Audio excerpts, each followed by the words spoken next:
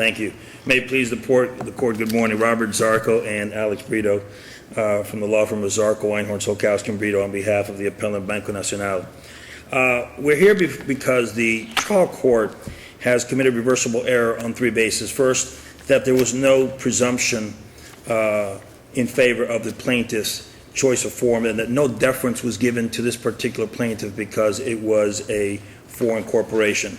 Secondly, that there was a failure to provide a finding of a proper alternate forum, which is the burden of the moving party on a forum nonconvenience. And thirdly, that there was a failure to provide a stay and abatement of the underlying case in order to allow the bank to be able to conduct continued discovery and attachment of assets proceedings here, considering that the defendant resides primarily in South Florida, and in fact the assets are located in South Florida.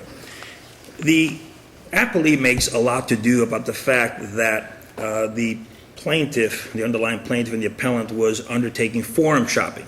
Forum shopping because of the fact that this dispute first originated in Venezuela and was then refiled, or a new lawsuit was filed in South Florida. The court must understand, I'm sure it does, that the reason that there was a lawsuit filed in South Florida is because of the defendant appellee's conduct. When you had an application for a loan which specifically says that you reside in Caracas, Venezuela, when the document was signed in Caracas, Venezuela, where the parties are from Caracas, Venezuela, and you set forth that your assets securing that property and that loan is located in Caracas, Venezuela, it is appropriate, and in fact it becomes the most reasonable forum to be able to go and file a case over there. But when then you learn, after you file the lawsuit, that the defendant is evading service, that you have to chase him for 2.5 to 3 months to try to find him, you still can't find him because he's properly residing in South Florida in a $4 million house in Coral Gables that perhaps the loan that he took out for $4 million or 15 million Venezuelan fuertes is having providing assistance. He bought the loan he bought the house a year before the loan. Yeah, but we don't know that he bought it in cash. But he bought the house the year before the loan, so I'm having trouble with that part of your argument, but keep going, because that's just an incidental part. Yes. To it. Well, first of all, the house, I believe, had a mortgage at the time he bought it, no, I understand and the that. loan could have been used for that purpose. But the point is that it is because of the defendant's conduct that we had no choice but to be able to file the case here. Did the bank get service of process Through publication. in Venezuela? Through publication, In 3 Venezuela. months into, yes. Yeah, because we have publication here, you can get service of process here, and it's still service of process through publication. I recognize it. So if you got service of publication down there, you have authority over him. You've also, if I'm correct, there was a prejudgment order entered, which apparently in Venezuela you can do. There was a prejudgment order of attachment. And attachment. And what happened was all the assets were gone. There were no assets left in the country, at which point the bank is going to end up... Is it possible, and I'm just off the top of my head. No, go ahead. Is it possible to get a judgment down there and then have it brought up here and registered here so that you could attach property? It is possible, assuming that there is a proper, very detailed procedure Right. is undertaken, which all it does is it adds legal fees and adds inconvenience to the parties. And the reality is that when Banco Nacional went ahead and lent this money, it was designed with a vehicle, the personal guarantee, that it was not going to have to go ahead and chase, alimentos frisas or the actual borrower in terms of whatever was the disposition of that company's assets. The problem here that we have is, and I'm going to request that the court look carefully at the language specifically in Appendix 19, the May 31st, 2012 decision of this court, Your Honors. When you compare it to the May 5th, 2014 order, and I will be frank with you, this jumped up at me last night when I was looking through the record. I said, oh my God, all of the issues in this case have already been decided in the opposite manner as they were decided now in May 14. If Your Honors look at paragraph 4, we're talking as to the issue of the propriety of the alternate forum, which is the defendant's burden, and the appropriateness with regard to the deference given. But let's talk about the alternate forum, which is one of the 4 Kinney factors. When you look at paragraph 4, in the 2012 decision, it says this court finds This court finds that because Armas and BNC have availed themselves to the jurisdiction of this circuit, Armas is a resident of Miami-Dade County and BNC has voluntarily availed itself to this forum, the foreign nonconvenience argument fails. Now, I understand that with the reissue of the presumption, but look at the paragraph before. It says, Armas disputes the court's decision to lift the abatement. Armas argues that since the Venezuelan court's action was the equivalent of a res judicata ruling on the merits, this court cannot proceed.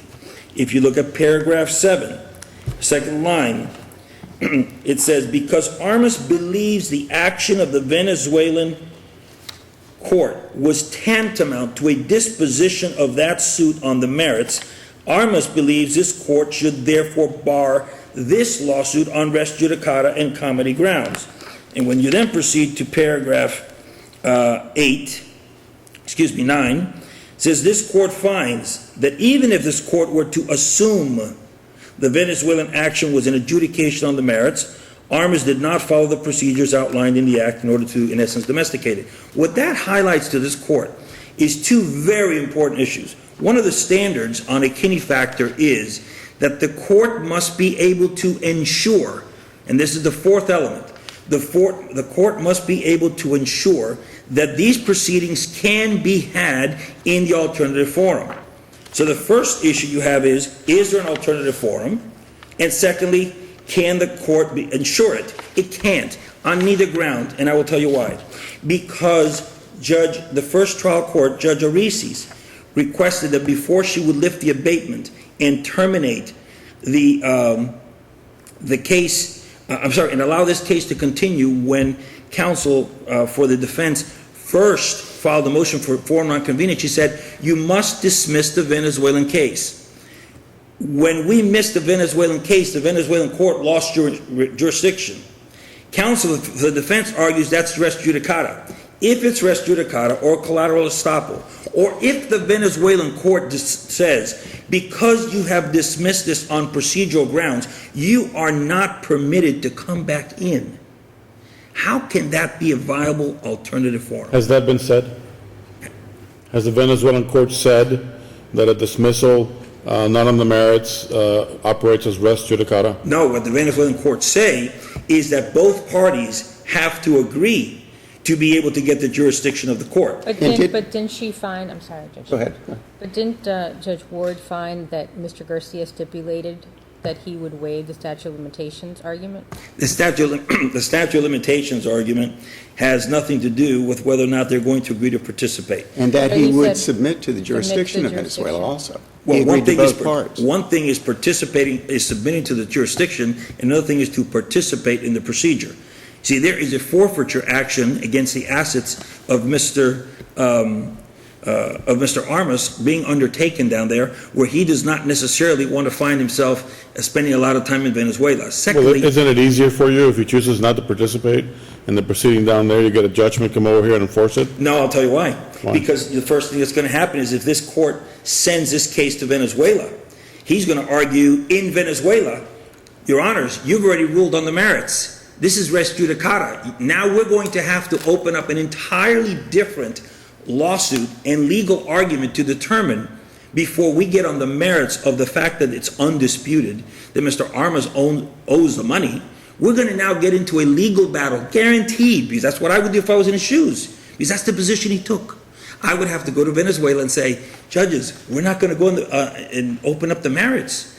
When they dismissed on procedural grounds, I interpreted that was a ruling on the merits. But that interpretation is not necessarily correct. It doesn't matter. Under the fourth element of the Kinney factor, the underlying circuit court has to ensure that this case will proceed in Venezuela. That's not an issue. Abatement is sufficient. No, You it's can simply not. abate here until the matter is resolved in the Venezuelan court. Isn't one of the whole purposes for doing forum non-convenience is because it's not convenient? Why would it be convenient to be going back to Venezuela? No, but that's not the point. The point is that the trial court here can ensure that the transfer of the case to Venezuela is appropriate and that it will continue by simply keeping the case alive here on abatement until the matter is resolved in Venezuela. Well, first of all, I've done that before as a trial judge, and Judge Suarez affirmed me.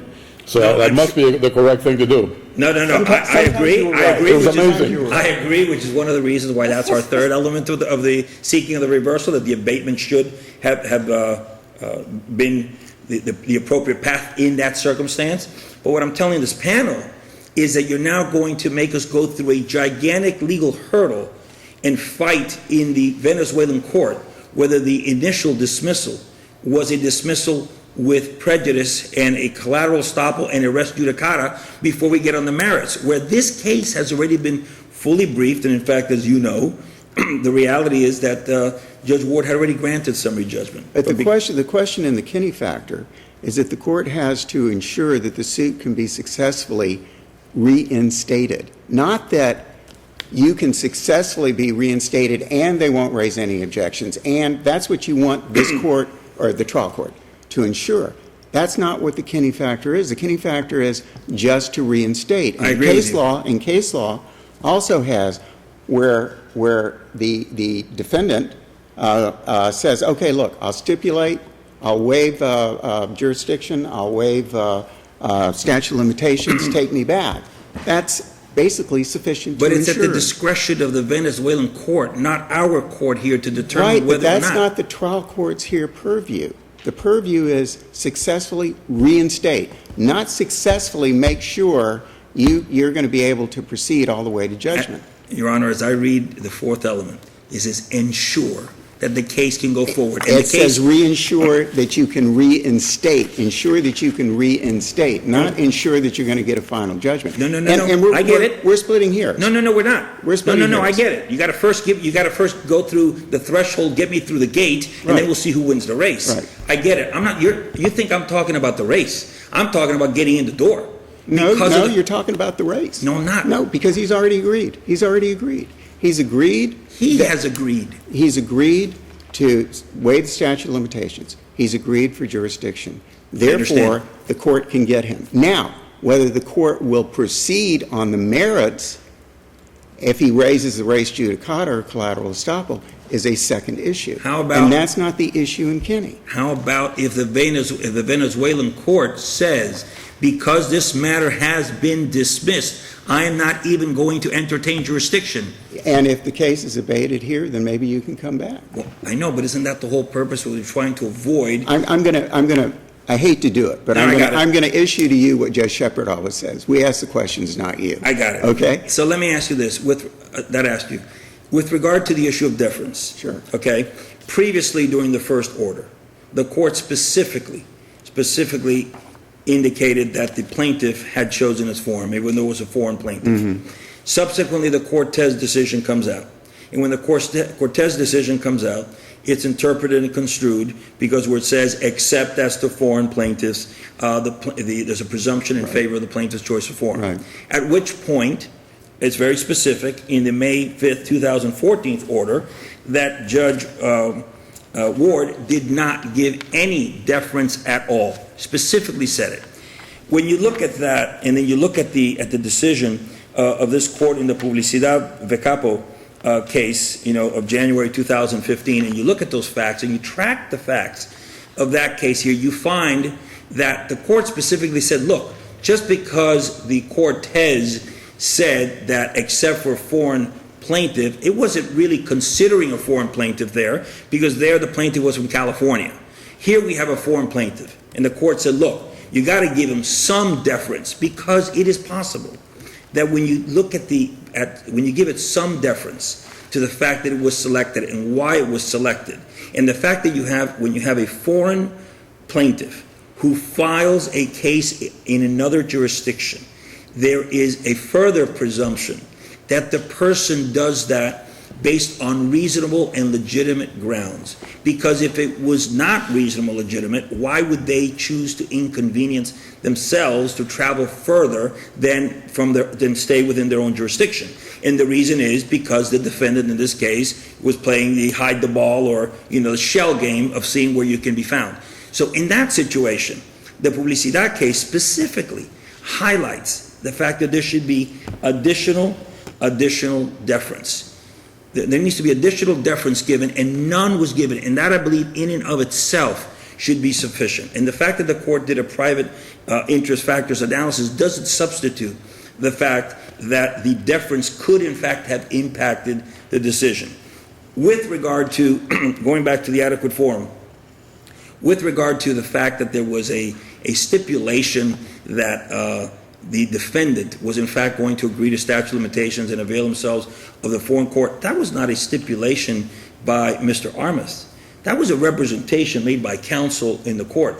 I did not see one affidavit at all in this record or any representation made by Mr. Armas himself, who has evaded going to Venezuela. This was 2010. We all know that everybody's leaving Venezuela. Nobody wants to go there. He is not running back to Venezuela. This is going to be extremely inconvenient for him to go back to Venezuela. Our client, Keep going. Finish your thought. our client has been willing and is willing, and in fact is here in court today, to argue this case here. The translation of documents, which is one of the considerations, the documents are going to be translated whether they're here or they're in Venezuela. Let me ask you a question, Sure. and this is just on a procedure. Did you ask for 7 minutes or 17 minutes? 7. 7. We've taken you way over. I'm sorry, I don't have a... No. We've been asking you questions, and I let it go, but we need to call it to a halt. Okay. And I'll still let you have some time for rebuttal, and we'll keep the time on the cross appeal. That's fair. Okay. Thank you Thank very you. much, counsel. I wouldn't have been that generous. I was looking for the little clock that used to be... This is, no more. Right up there. This is the clock back there. Good morning. Good morning. May it please the court. Andres Rivero for Serafin Garcia Armas. I'd like to reserve, if I may, 4 minutes of time for rebuttal on our fees issue. No, you don't have on the cross appeal? Correct. Okay. If I may, yeah. What I'm asking at the outset is I'm asking the court to affirm the trial court's forum non-convenience dismissal. This matter's been heard by this court before. It's a very full discussion. And in fact, this court went very closely into the private interest factors, and Judge Shepard in that prior argument, as Judge Fernandez may recall, said that the facts here, I don't want to say this is an exact quote, but he said that facts were essentially stipulated and essentially undisputable, which is the case. The underlying facts here have been established for a long, long time. I was, and Judge Suarez was on that panel as well, but I'm a little sorry, Judge surprised Suarez. that case didn't go immediately back to Venezuela and was completed in Venezuela after our opinion, but, you know. Judge, I am too, and I must say there were some other points I wanted to address at the outset, but let me just say in response to that is, to me, I'm amazed. This case is 4.5 years old. Mr. Garcia tendered the full amount, this is on the record, and there's an affidavit from Mr. Garcia, the full amount of the 15 million Bolivar principal in Caracas, Venezuela, and these appellants didn't bother to even go pick up the check. So it is really astonishing, and my belief is that the situation is that this is a dispute. The reason to maintain this action here is the problems with currency exchange in Venezuela, which have nothing to do with why this court should permit the exercise of jurisdiction. Nothing else could Mr. explain Rivero, it. and what's our standard of review? Your standard of review here is, Your Honor, my recollection is that it is abuse of discretion, although you have de novo on private interest factors and that type of thing. That's my recollection, Judge. And if it's abuse of discretion, perhaps I wouldn't agree with what the trial court did, but I would have to find that somehow they abused their discretion. That is correct, Your Honor. That is correct. What I wanted to say to the court is, the other thing I was asking is, of course, fees as to this 4.5 years of litigation, and I want the court in that regard to recall, it's not just 4.5 years of litigation here in Miami. They have maintained the initial Venezuelan action that they filed against FRISA. They did dismiss as to Mr. Garcia. The record is very clear. That was not an order from Judge Arises, but a suggestion from Judge Arises that she would consider permitting this matter to continue if there was a dismissal of Mr. Garcia, and they tactically decided to dismiss Mr. Garcia. But we've been spending fees right along at a great rate, not only in Miami, but also in Venezuela. You'll see from the record that lawyers named Gasque and Saturnino have presented affidavits in this case. I'm sorry, are you suggesting that you're entitled to fees for the lawyers' actions in Venezuela? You're not, right? Not at all, Judge. Okay. I am saying to the court, though, I am pointing out that one of the problems with maintaining parallel actions, as the plaintiffs have done here, is that we're incurring fees in both places. That's all I'm saying, Your Honor. I'm not saying that we have an entitlement to them. On the fees, what about the argument that it's, number one, it's not, you don't have a contract provision, but number two, it's not a final determination? Well, Judge, let me turn to the fees. I would ask permission to address just one matter on the Form 9. Sure, go ahead. And I that thought is you'd switched over. Judge, as to the adequacy, I want to say very clearly, and Judge Fernandez, you were right on this, an expert submitted an affidavit that said very specifically, and this goes to what you said, Judge Suarez, and I'm sorry that I forgot about the prior argument, Judge. That's all right. It's been a couple of years. That the matter may be represented in Venezuela. That's uncontroverted. There's no contrary testimony, statute, anything presented by the plaintiff. That matter of adequacy is not only determined by our explicit stipulation, which the court knows about, and by cases of this court like Arellanius and Murcia, but also a direct expert affidavit in the record, and I want to give the court the pinpoint site, if I may, one moment. That's affidavit of Eduardo Saturnino.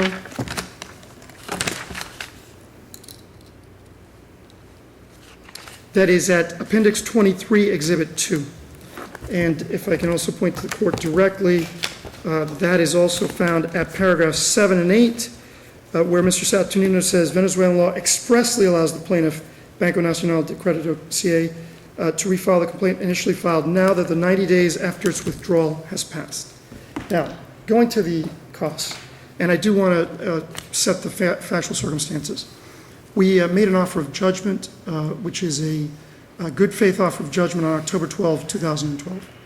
In 2013, we tendered the full amount of the principal, not directly on the legal standard, but in terms of the good faith and the effort to cut off the expense here. Judge Suarez, I would say first of the three arguments we have for fees, the most compelling is under 1.420D, which is costs. And let me say why the costs, I'll put the cart before the horse. The costs cover the fees because the fee provision in the contract between these parties defines cost to include attorney's fees. Very well established principle of Florida law. I do it in my own contracts. If you have a cost provision in your contract that includes fees, you're entitled to your costs, includes fees. That's why I go to 1.420D. Now, Florida law is not overly abundant on the meaning of 1.420D, but all of that law is consistent with the comment to 1.420D, which is, the comment says, first of all, the rule itself says, costs in any action dismissed under this rule shall be assessed, and judgment for costs entered in that action once the action is concluded as to the party seeking taxation of costs. That is extremely plain language. There is no doubt that we are entitled to costs. Let me ask you a question on that. If the trial court dismissed it, we were to send this back, and and I'm not saying this is what's going to happen, if we were to affirm the trial court to say that the case had to be abated, what happens to your claim for costs and fees at that point? The answer would be we would not be entitled at this point to costs or fees. Strictly because the trial court dismissed the action based on forum nonconvenience. That's correct, Judge. That is a direct answer, and perhaps I should go back to the question of abatement if there's a doubt in the court. But the comment, Judge, on this cost issue couldn't be clearer. And this is the comment on sub D, says paragraph D of this rule applies to any dismissal. There's not a except for, there's not a but. It is simply that paragraph D applies to any dismissal. The only argument raised by the plaintiff to try to save itself from the fees that it has caused us to incur in these 4.5 years is the last sentence of paragraph B.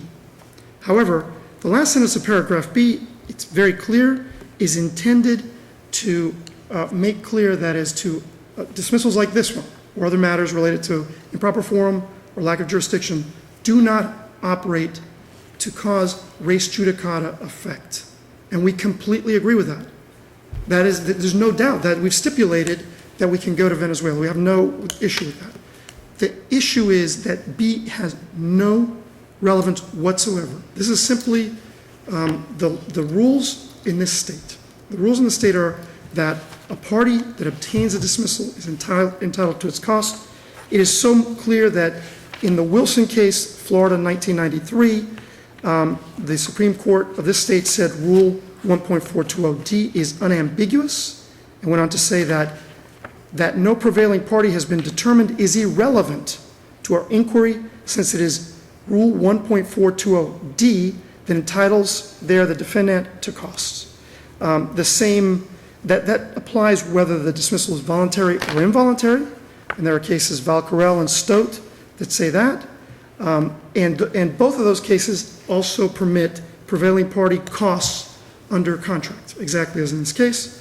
And in MX, I'll agree that the Florida Supreme Court decision in 1997 in MX reaches out. It is perhaps dicta, but it also says that 1.420D has nothing to do with the question of whether the decision is with or without prejudice or anything else like that. So we are entitled under costs. Judge, you've left me with a doubt about the question about adequacy, about abatement. Let me be clear. In Kinney, what the Supreme Court said was that, and this is based on a third DCA decision, Mendez, written by Judge Swartz, that where there are orders of the trial court relating to assets or other issues, then the court is entitled to preserve that order and therefore retain and abate at that point. That's how it happened here, and this is a decision of this trial court that should not be disturbed on appeal, and the court conducted itself correctly under Kinney because there was no order of the court, there was no discovery taken, etc., as to assets. So that abatement issue simply doesn't come into play. The court ought not reverse the trial court's decision on that subject. If I can turn to our second basis for fees. And here, this is to me it's an interesting situation, and I happen to love the name of the case. This court, on the question of prevailing party, many years past, it's now more than 50 years ago, made a very, very plain statement of the law, which is in the case of Miami, super cold.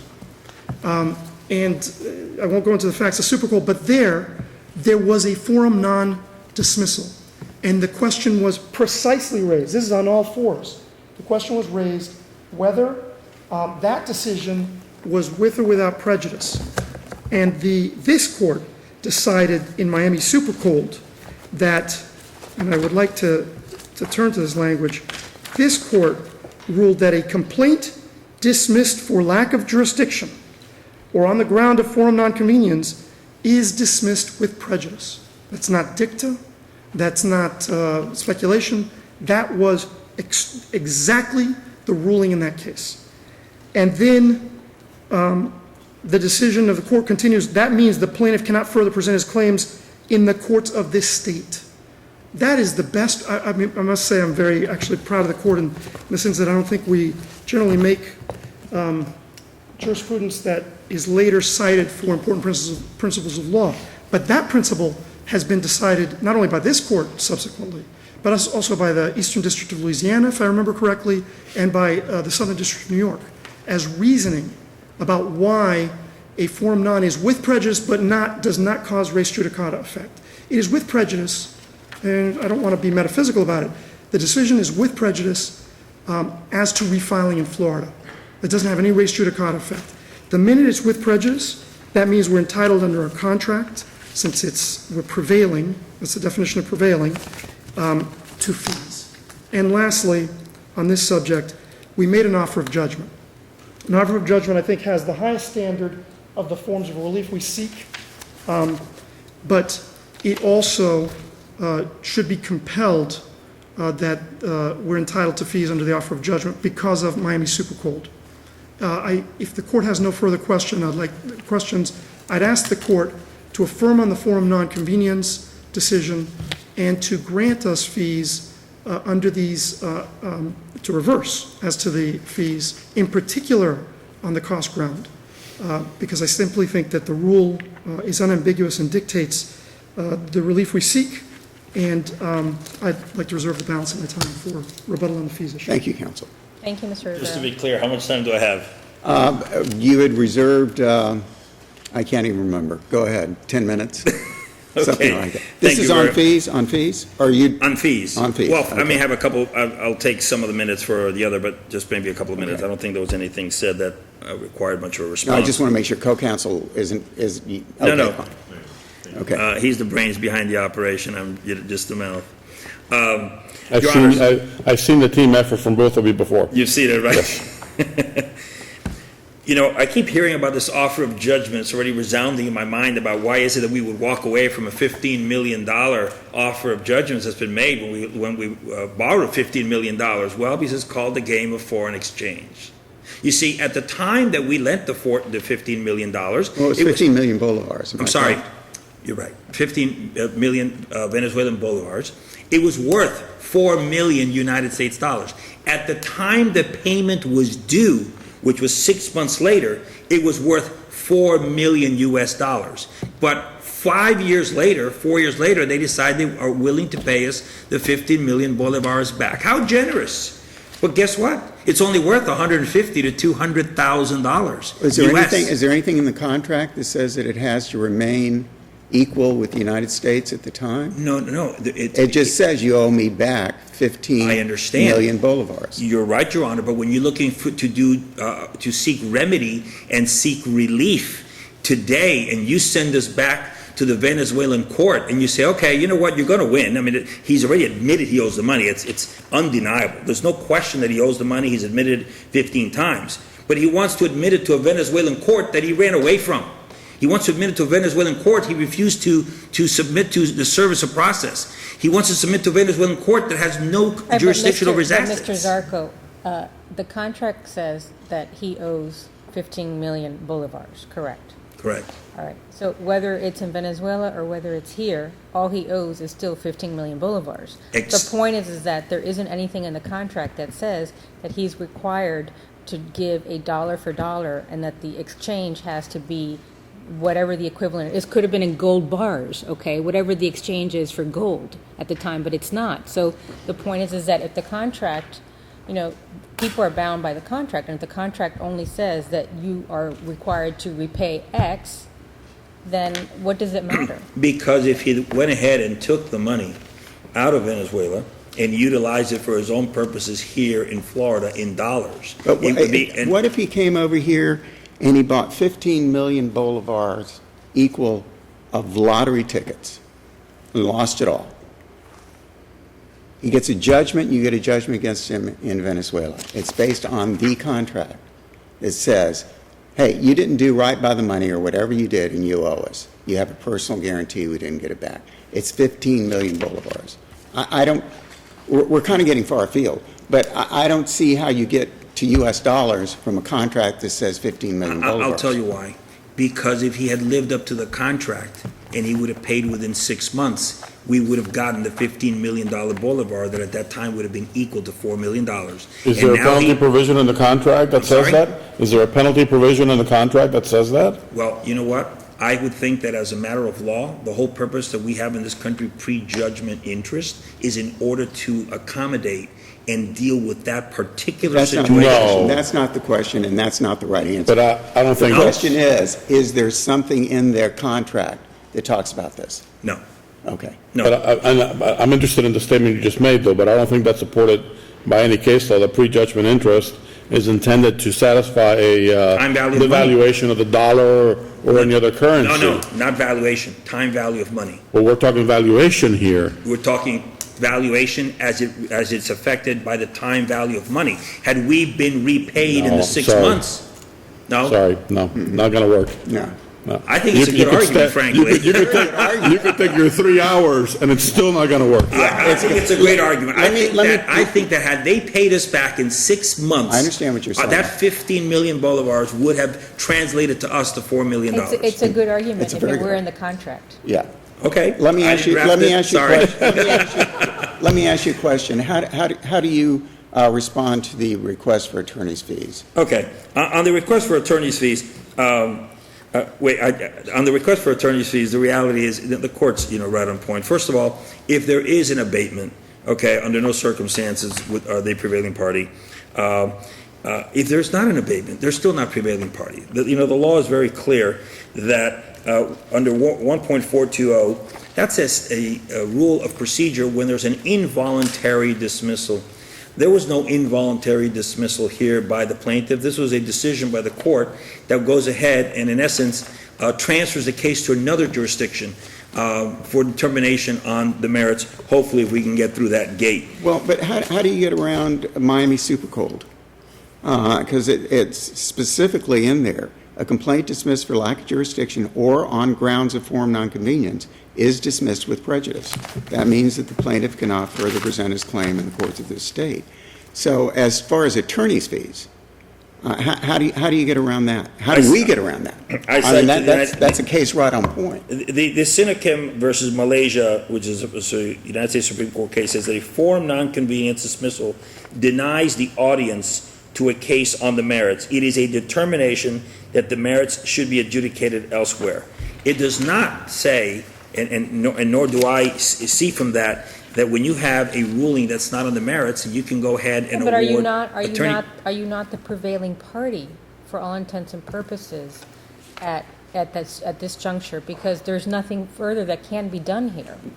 Well, not necessarily, because the court specifically in her ruling said that if there is a judgment in Venezuela that you cannot then collect, that you need to come back here to be able to have the case, continue here for the sake of collection. So the court in its own 2014 order specifically says that whatever you cannot do in Venezuela, you can come back here to get. So that in and of itself is a door left open for the resolution of the case here. I think that for this court to consider any costs or any attorney's fees at this time would be premature, considering, one, there's clearly no ruling on the merits. Two, this case could end up here for many reasons, one including that we don't even have the doors open. The pearly gates aren't open in Venezuela to accept this case yet. And I suspect that based on the counsel's argument and what's going to happen down there, he's going to try to make sure they're closed.